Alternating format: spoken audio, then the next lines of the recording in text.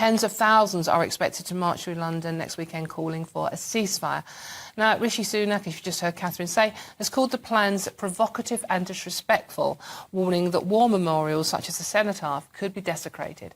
But the Palestine Solidarity Campaign say they have no intention of marching on or near Whitehall. We'll see it when we believe it, shall we? Now, joining me is political commentator Matthew Stadlen and former Brexit Party MEP Belinda De Lucy. Now, obviously, welcome both. Thank you for joining me on a Saturday morning. I'm losing track of the day. It's a Saturday morning. Obviously, there's a march going on today, but the one that's garnering most of the headlines today is the one that is due to take place over Armistice weekend, next weekend. Now, we've heard how Rishi Sunak has described it. We have heard how Suella Braverman has described it as a hate march. I'm just going to come to you first on this one, Belinda.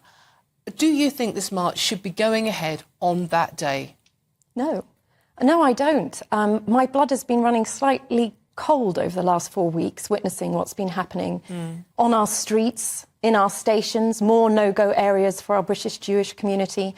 You know, it's well known these marches are infiltrated by anti-Semites, Islamist terror sympathisers. They know this, and the frequency of them, the constant day after day, protest after protest, it's now becoming quite intimidating, and it's become more about the impact it has on the local community, on British national identity, and to choose Armistice Day to keep running their protests. I think it's hugely disrespectful, not just to all of those who sacrificed their lives, including many of our family members, uncles, grandparents, but 400 British servicemen and women have been recently killed in action in Afghanistan. There are 400 British families who've lost loved ones relatively recently, and this is a day for many of them, I presume, where they see the nation thanking their families for the sacrifice and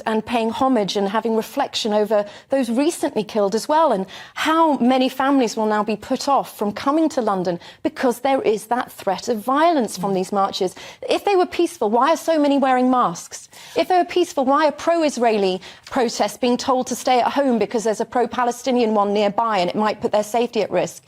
You know, there are so many incidences where they don't scream peaceful to me. I think it's more about intimidation and a very anti-British feeling about our values and respecting our dead and those who've sacrificed everything for us. Feelings are indeed running very high in all communities. Matthew, now the organisers of the march have made it very clear. They have said we are not going near the Cenotaph, we are not going down Whitehall.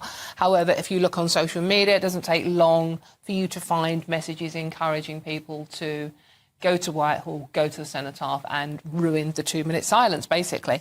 Now, Belinda thinks this march shouldn't be taking place at all, but we have a democracy, we have a right to free speech in this country, and we have a right to protest. So what do you make of what is happening next weekend? Yeah, I think fundamental to our democracy is the right to protest. If we do protest, we must do so peacefully and within the law. If we start banning tens of thousands of people from peacefully protesting, whatever one might think of the messages within their march, we start very quickly to become in a very dark place as a country. What other protests would we want to have banned? I'm Jewish myself. I don't actually feel there are any no-go areas in my hometown of London or in my country of Britain, but I deeply sympathise with those Jews who feel that there are. Absolutely everything needs to be done to uphold the law, and that includes clamping down very, very firmly on anti-Semitism. Let me just say this about Armistice Day. It's my freedom to respect Armistice Day. It's my freedom to honour those 2 minutes of silence. That's what I'll be doing. My grandfather on my mother's side won the Military Cross in the Second World War ahead of the D-Day landings. This matters very deeply and personally to me. It matters to tens of millions of us across the country. But that doesn't mean that other people are not free to protest peacefully on issues that they care deeply about. So, with anti-Semitism up year on year, 1,353%, as you've just said, you are Jewish, Matthew. How do you feel when you hear phrases like from the river to the sea and jihad? I mean, what does that mean to you? Well, there's just no room for chants of jihad in this country, although I understand there are different interpretations of it. Most people's interpretation of the chant of jihad is holy war. So I would say that the police should clamp down very hard on that. This is being whipped up, I think, on both sides. And sadly, it's being partly whipped up by the Home Secretary. I don't think these are, by and large, hate marches. I don't think that most people, or at least I hope, that most people who chant that chant, and it is a controversial chant, from the river to the sea, think about annihilating Israel or annihilating Jews. Anyone who does issue that chant with that intent obviously is despicable and beneath contempt. But I don't think it is responsible politics for our Home Secretary to describe tens of thousands of people who at least claim to be marching in the name of peace as haters. Belinda.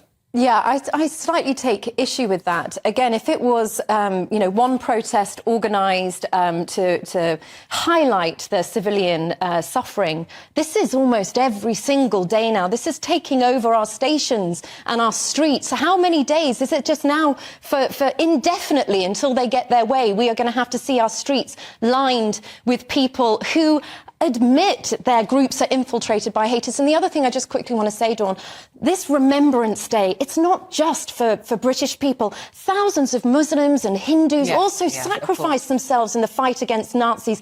Their efforts were instrumental in North Africa. It's the one day this country could come together and unite above religion and politics, and it's been taken away from us. There is a sinister agenda behind the constant, repetitive protests we are seeing, and there is intimidation. My Jewish friends are scared of going to the synagogue. I'm glad that you're not, but there are many Jewish people who do feel threatened by the constant presence of the intimidating characters, bad characters that infiltrate these Why do you think, you brought up, we've had the static protests at Liverpool Street Station and King's Cross, and I believe there is another one planned either for this weekend or next weekend. I couldn't quite work out which weekend it was going for the whole of Trafalgar Square, bringing that area to a standstill. I mean, how do you feel about the way police are policing these events? I mean, what they did at the stations, the protesters, was illegal. So why are the police not doing anything? Well, the government sort of blame the police. They say, it's not up to us, it's up to the police. The police blame legislation. It's this massive circle where nothing's going to get done. And even if they do make arrests, this is not going to stop the hate.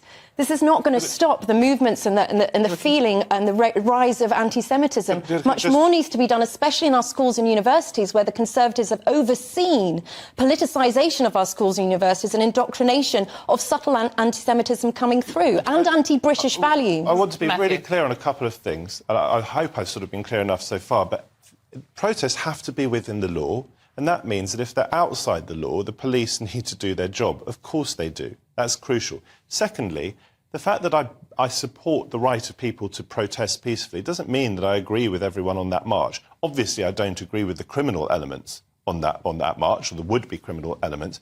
But also, what does Free Palestine actually mean?